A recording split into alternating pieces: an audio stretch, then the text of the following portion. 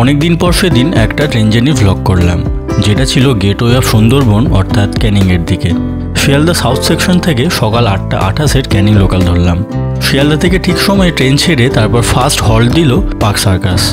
আর তারপর এক এক করে বালিগঞ্জ, ঢাকুরিয়া, যাদবপুর, নিউ গড়িয়া, গড়িয়া, নরেন্দ্রপুর পার করে আসলো সোনারপুর।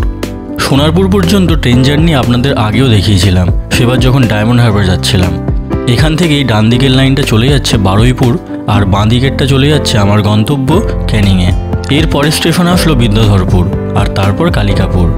এখান থেকে যতগুলো স্টেশন এবার আসবে সবই আমার অচেনা, হয়তো জায়গার নাম শুনেছি কিন্তু আগে কখনো আসা হয়নি।